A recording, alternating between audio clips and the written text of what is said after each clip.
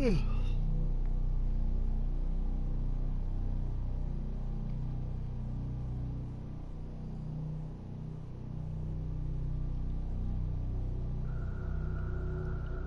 I said you were stupid. Archives are upstairs.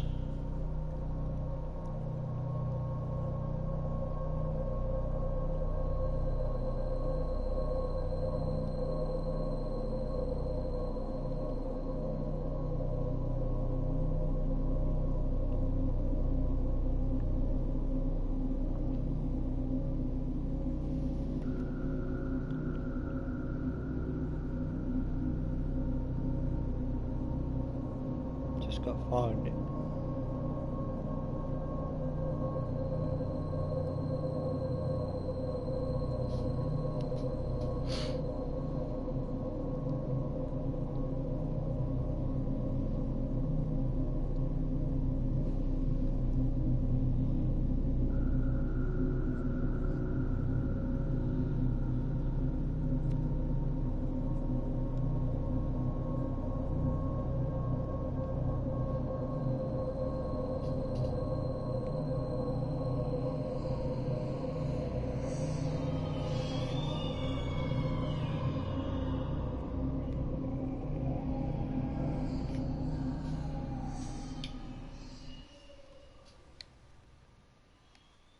Right, so I've got to do that bit again now.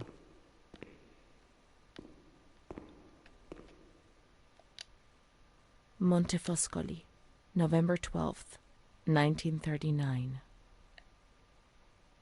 My dear daughter, it is with great sadness that I heard what happened.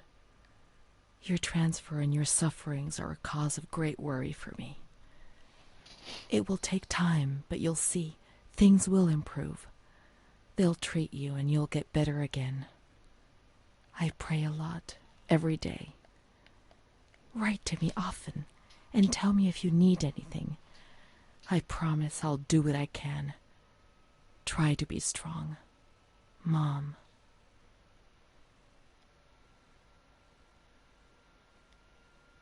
This is the last letter she wrote to me. Once I was put into this ward, I was overwhelmed by loneliness. After that medical examination, I received no more letters from Mom. Why is that man here? Why doesn't she come to see me? Did I make a mistake? It didn't seem like she wanted to abandon me. What did I do wrong?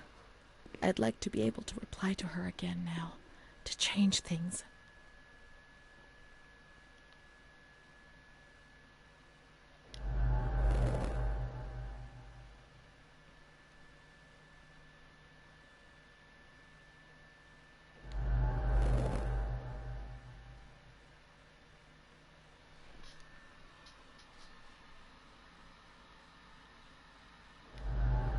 Perhaps she would have listened to me. Will she reply?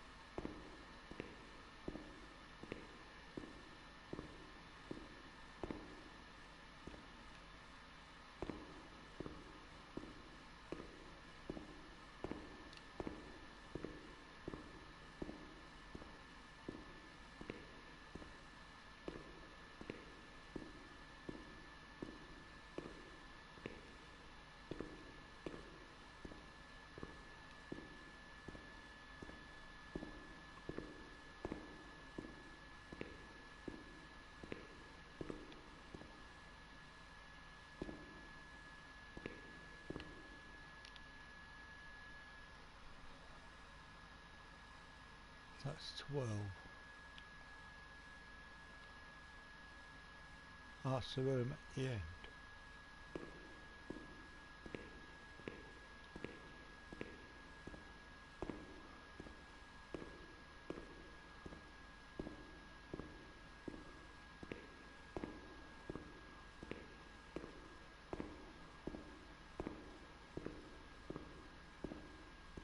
When you were sent to a lunatic asylum, you lost the right to possess anything.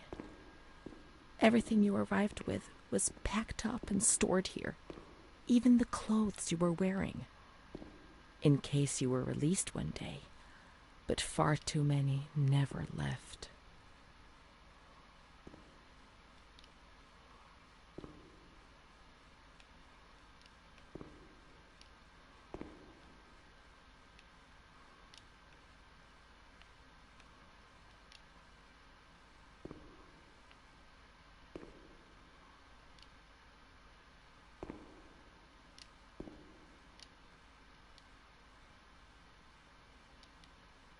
Dear Mother, please, I beg you, get me out of this place. I'm so frightened here.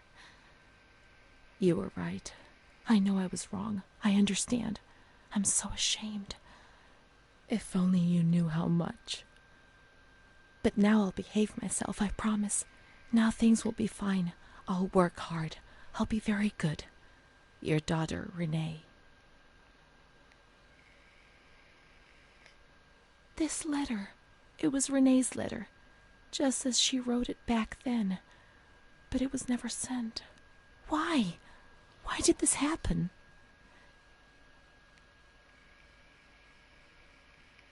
I received your letter, Mom. You tell me to be patient and strong, while I only feel fear and pain. And you don't write to me anymore. If only these words could be my soul, I'd tell you what was happening to me. The kids want to kill me. They all look the other way and tell me what to do. I don't understand. She helps me, but what have they done to her? Can you tell me? Will you help me? Renee.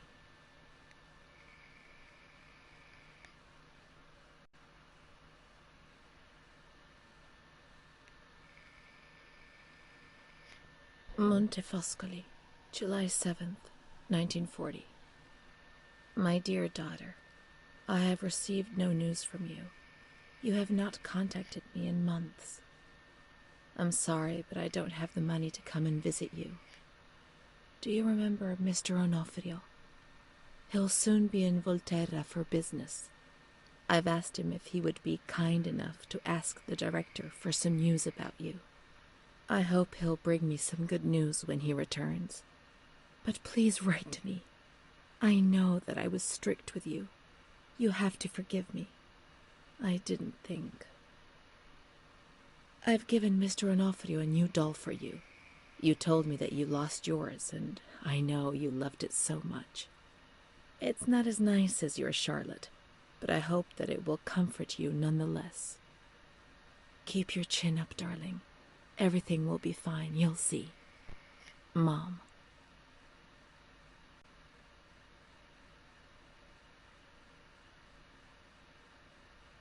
Montefoscoli, October 12th, 1940. My dear daughter, I've written 2 letters to you and have received no reply. Every day, I'm anxiously waiting for a letter. Mr. Onofrio's back. He brought you the doll. Do you like it? He told me he was unable to speak to the director, but managed to see you. I pray for you every day. Even Don Gino said a prayer for you during Sunday Mass. Isn't that nice? I've made up my mind, Renee. I'm bringing you home. I've already written to the director. I told him that I'll take care of you. I'm not very well at the moment and can't work, but I'll get better soon, you'll see. And as soon as I can make the journey, I'll come and fetch you. I know you're suffering a lot, but please be strong, I beg you. Mom will come and fetch us, won't she? Mom is good, but she's not well. That's why that man came. She also sent us the doll. I could have played with it and talked to it while waiting for her to come, but Renee didn't bring it with her. Perhaps she's been abducted like all the others and is locked up here somewhere. Let's look for the second doll. It'll be among the bundles of the patient's belongings.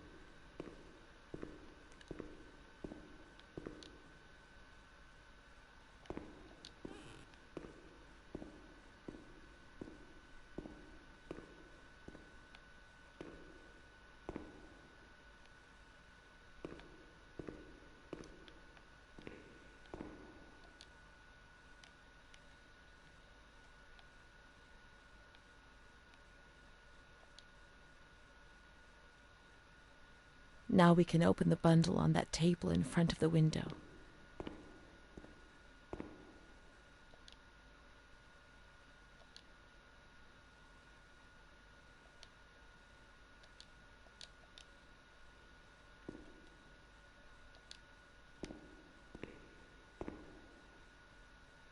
You see? Mom was good. I was bad. Mom was worried about Renee and Charlotte. I abandoned Charlotte. We've abandoned her.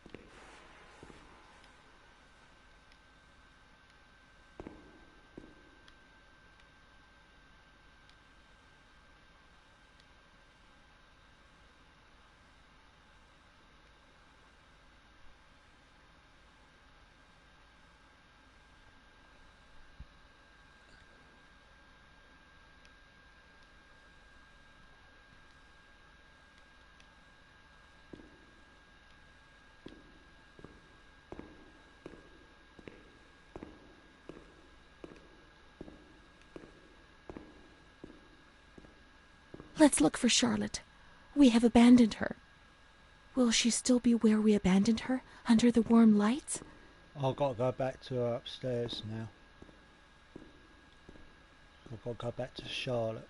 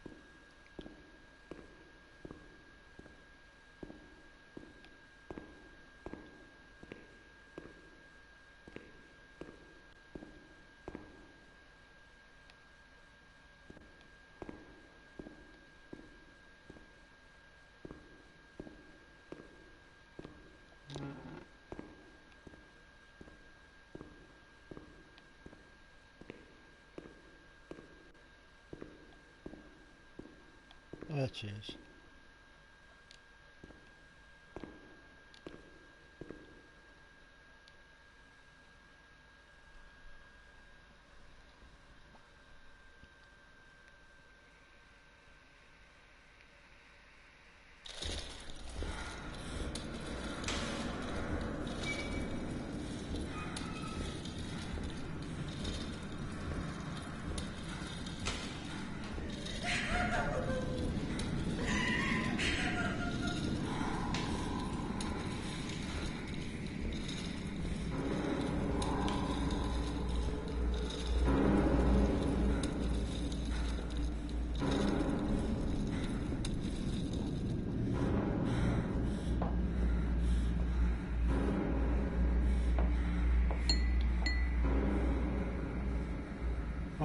objects area.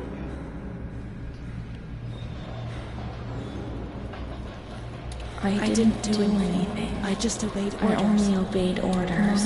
Charlotte has gone away. Mom will come and get us. She loves us, even though we're bad. Leave us alone. I didn't do anything. I only obeyed orders. Mom will come and get us now. I didn't do anything. I only obeyed orders. Even though we're bad.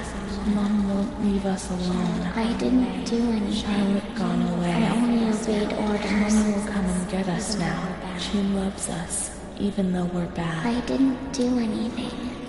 I only obeyed orders.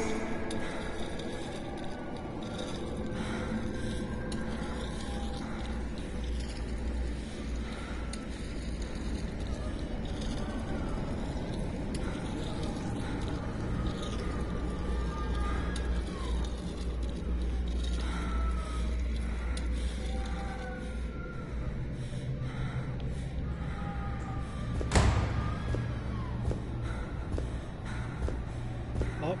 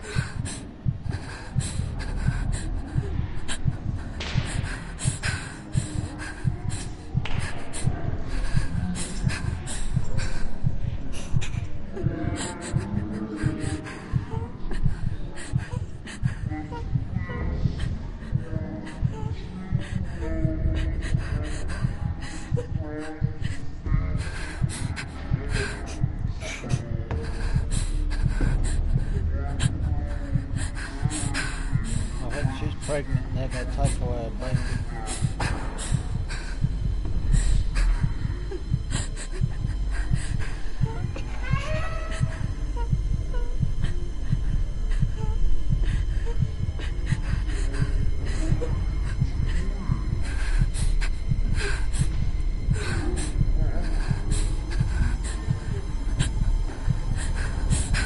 Oh, electroshock.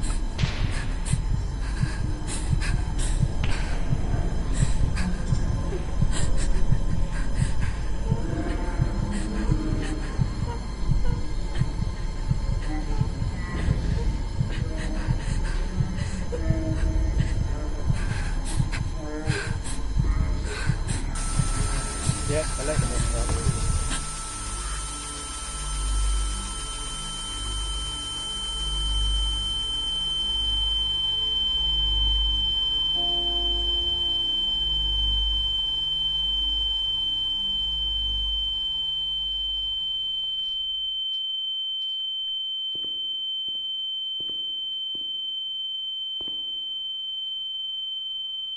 Montefoscoli, December 20th, 1941.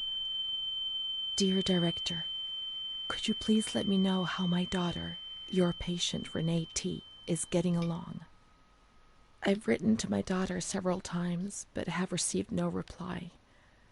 I'm very worried, particularly as I've been ill for some time and have not been well enough to come and visit her. Please kindly let me know when it will be possible for me to bring my daughter home. Your humble servant, Ada T. Bring this letter to the attention of Dr. C so he can assess the potential discharge of the patient.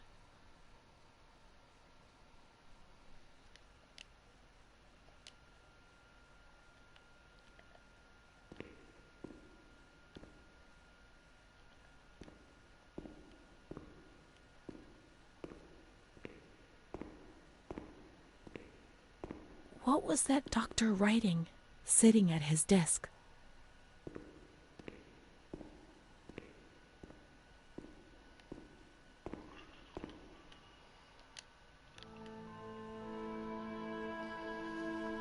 September 7th, 1938.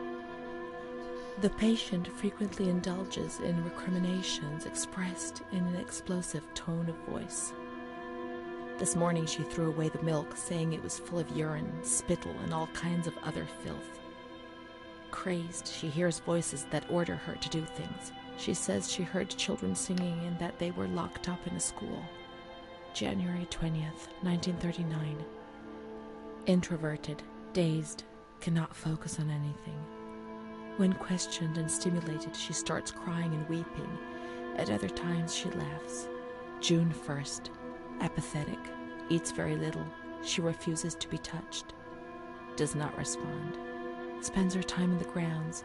The cooks report that she sits on a bench in front of the kitchens. October 14th. Return of impulsive behavior. This morning she asked for 2 eggs to make zabayoni, but when she got them, she threw them up in the air. Excited, clamorous, slightly confused, takes her clothes off. December 8th, tied to bed for 15 days. High-spirited, tends to make witty comments and use vulgar words. Laughs hysterically and pleasures herself. Oh, pleasure. The nurses report that about 2 weeks ago she remained in the showers on her own and didn't want to leave. They said that when they took her away, she swore at them and then lashed out and bit them. 2 nurses had to be treated for their injuries. They've kept her tied to the bed since then. Transferred to the slightly agitated ward, from the care of Dr. B to the care of Dr. C. I was with Amara in the showers. My memories are terrifying. They're not real, are they?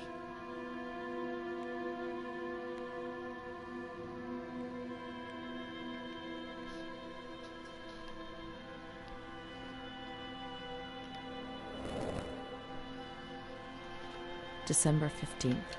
Dr. C. Patient notes. The abnormality of her psychic state has induced her to lead a life which is irregular and tends towards delinquency. Of fickle and flighty character, she regularly discards her household duties and engages in occasional prostitution. Prostitution? Me? No, I don't think I could have. Or are my memories deceiving me? What other horrible things could I have done without even realizing? The uncertainty, the fear of my own actions was one of the things that tormented me most. Her mental deficiency makes her deaf to the demands of her family. She has shown suicidal tendencies. She was brought to the ward yesterday, agitated and hysterical. Treated with cardiazol, 2 injections a week for 5 weeks. They were only trying to confuse us with the therapy, and my God, they succeeded. It was as if they wanted to instill the madness into us.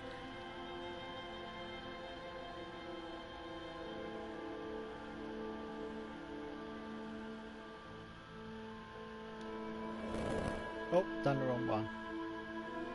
The therapies removed the light for a while, but also all her will, desire, and hope.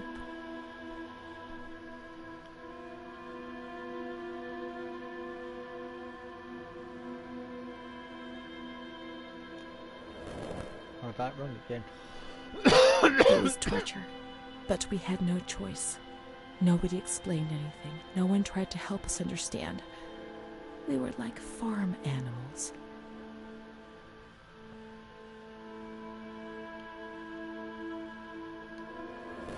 I'll do it again wrong. June 2nd. After a long period of calm and improvement, the patient is very agitated today and vehemently refuses to submit to a gynecological examination. She swears and curses those helping her, flailing her arms and hitting them.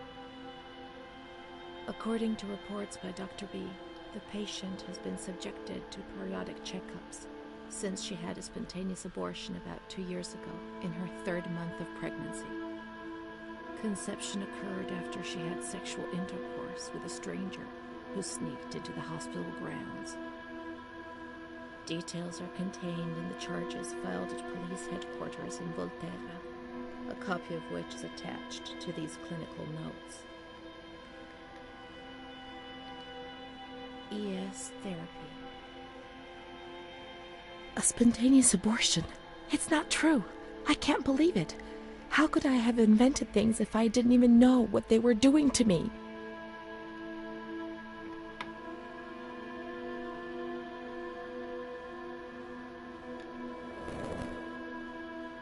That's right. And the stranger in the grounds. I don't remember. Was that another lie? Or was another memory removed? God, my head.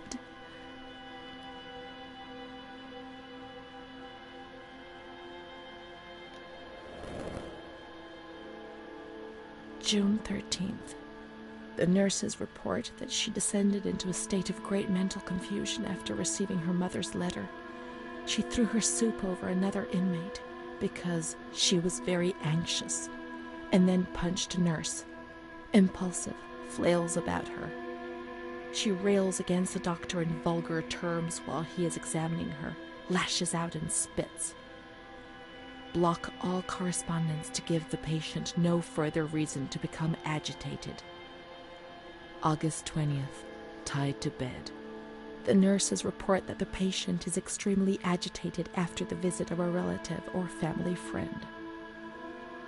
2 days later, she is still shouting all the time that he commands her, that she must obey and harm herself, and that she is not Charlotte.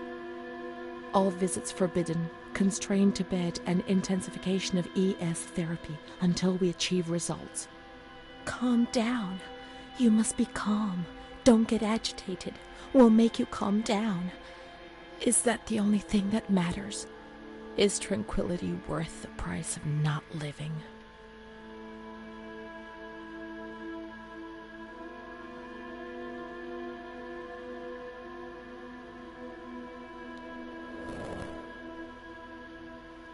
March 3rd. Alert, correct attitude, replies when questioned. The nurses report that the patient is calm. She washes and looks after herself. She affirms the existence of a certain Amara.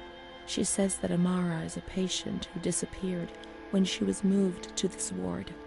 No confirmation. Probably a regressive hallucination. Evaluate transfer. Did I imagine Amara? That's not possible. She was there. I know she was there. I feel it. She must have left some traces of her presence. We can try to find her medical records in the archive where their letters were filed. I've got to go back to the archive again.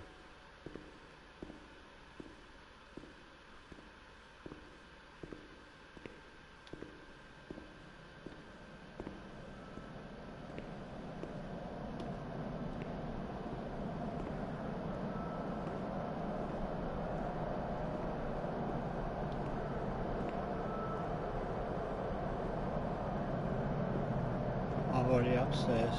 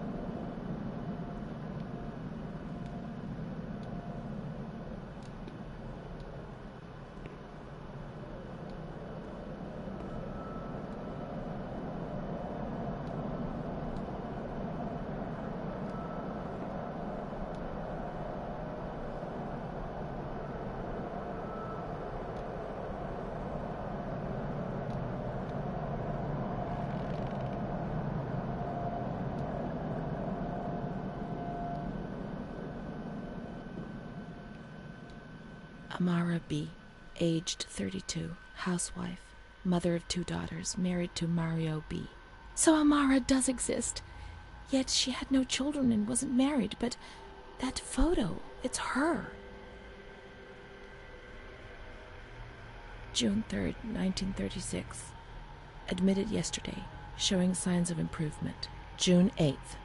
Cheerful, calm, and tranquil. Her behavior is good and she's keeping herself clean and tidy. Discharged on June 10th. April 28th, 1937. Arrived accompanied by her husband in an anxious and nervous state. Has difficulty speaking, trembles. Discharged May 14th. March 8th, 1938. A few days before Renee was admitted, she told me that she too had been admitted only a short time previously. Arrived yesterday in a febrile state.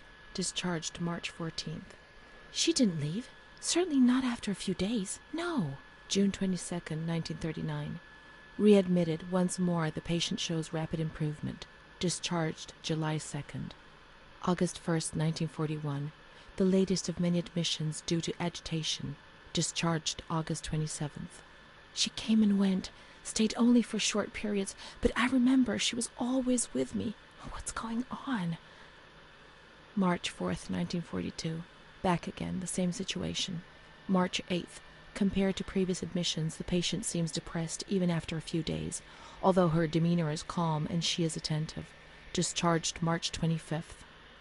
April 2nd. The patient is distracted and apathetic. Her husband brought her here and said, "She's not eating, doctor. She spends all her time sleeping. I'm so worried, doctor. You know her. You can help her." April 6th. Tuberculosis. Patient transferred to the Maragliano Pavilion and is in isolation. May 3rd, 1942. Death from tuberculosis at approximately 8:30 a.m. Is Amara dead? Poor dear friend, I wasn't even able to say goodbye to you. Enclosed is a manuscript written by the patient, probably in a state of delirium. I'm dying, I know it. I'm losing a lot of blood, bleeding internally too. It's strange. Since I came back in here, I can't stop thinking about that little girl with her sad eyes, her desperation. I only saw her for a short time, it's true, but she remains in my heart. Will she still be here? I hope to God not. I hope she's better and her mother's taken her home. My memories don't match up. What's the point of this? Perhaps my memory is playing tricks on me. Things are not as I remember them, as I see them. But she said she liked me. I just can't understand it. I just wanted to say goodbye to her for the last time. I never even said goodbye to her.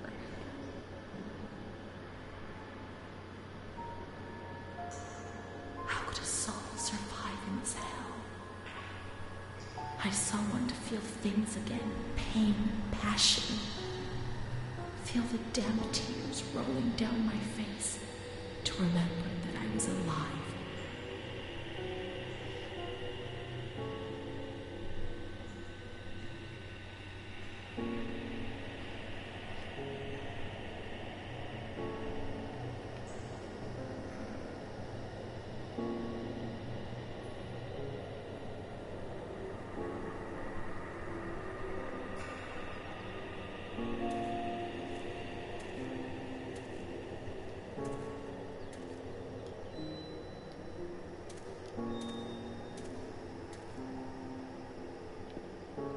Just got 2 more trophies. Well, I'm going to end it there because I really have got to get some sleep.